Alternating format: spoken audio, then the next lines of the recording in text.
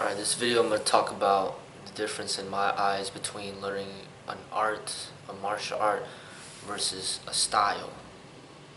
You know, it got me to think about it, as I'm coming up with my plan to try to implement a more affordable, you know, more affordable online training, for people out there that might be interested. Because currently, I got just demonstrations, a few fitness lessons, and some teachings on meditation, but I haven't really come up with a organized structure of which I'm happy with in sharing the combative element of what of my art.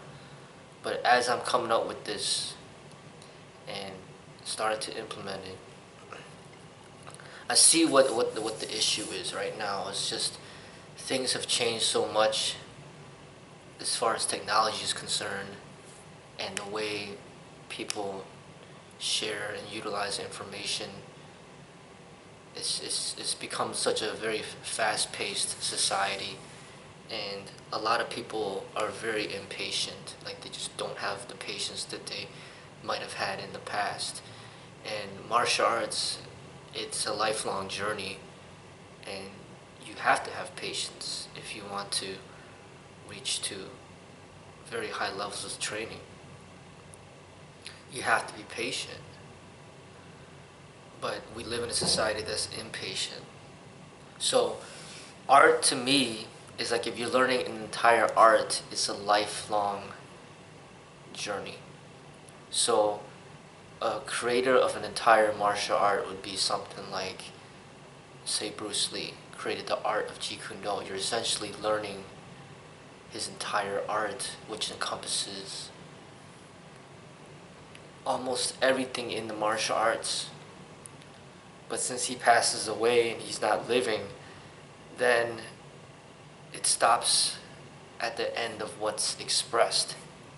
And then, because he's not living, then you'd have to learn everything that he had to share, and then when you're done doing that, then you could start to express your own methods, have your own creativities to add upon what you've learned from him.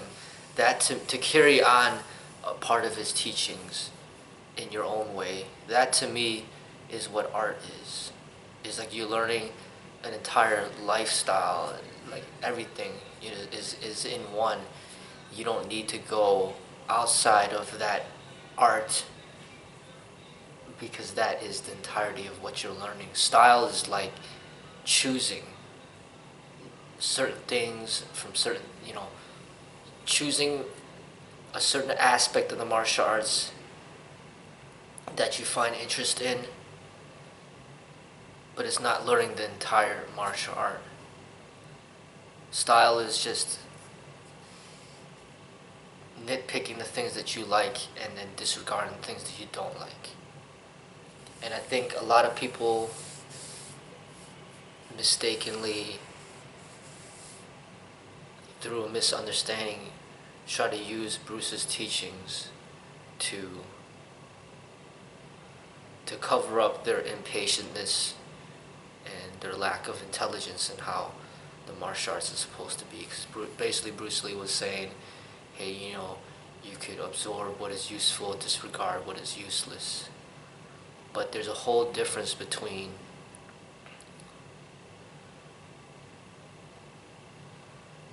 what you like and what you don't like. And just because you don't like something doesn't mean that it's useless. A lot of times, it's the things that you dislike are probably the things that are most useful for you. So, say you got an obese person who hates running. He thinks running is useless, so he never runs, never swims, never bikes, never does cardio. Well, he thinks cardio is useless, but he needs a master to pretty much force him to practice upon the things that he does not like and the things that he deems to be useless.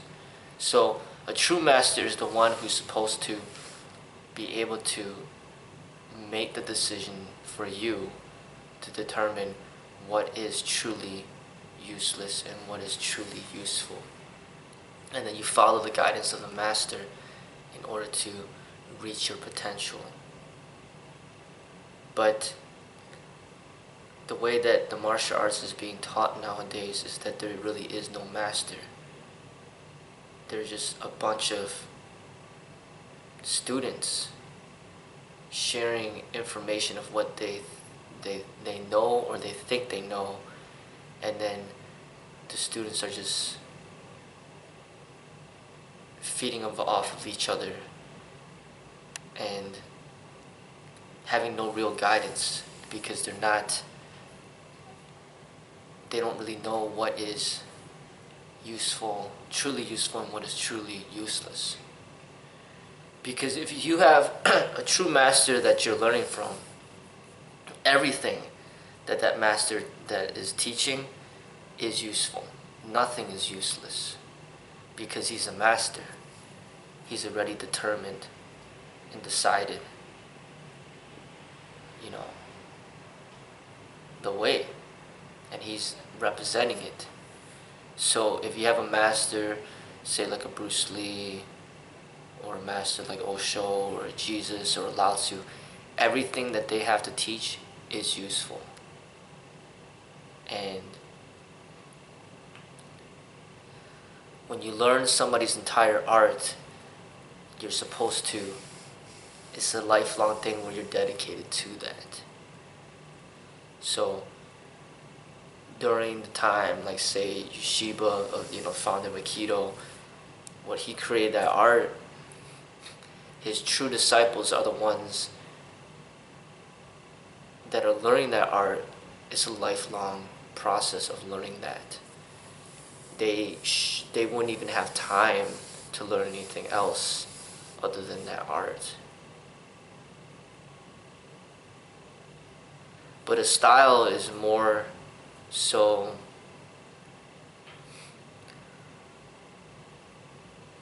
you're not learning an entire martial art or way of life. You're just learning an aspect of what you find interest in. So somebody's like, well, I like ground fighting, so then they'd be like, oh, I want to go to BJJ, so then they study that style where it's focused on just that. Somebody's like, oh, I like sticky hands, so I want to learn Wing Chun. Somebody else is like, well, I like punching techniques, so let me learn boxing. Like style, it's learning a small segment of the totality.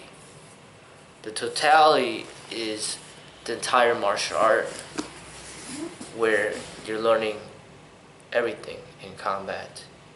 You're learning the fitness, you're learning the meditation, you're learning the spirituality, you're learning about life, you're following, you're learning from the person's way of life.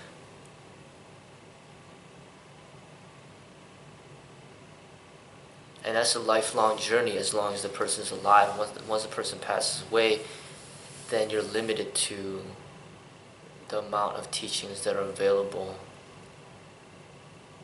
in writing or in video. And then once that's up, then hopefully you'd have enough of a solid foundation to be creative, and then express your own way through the inspiration and the foundation of the original art.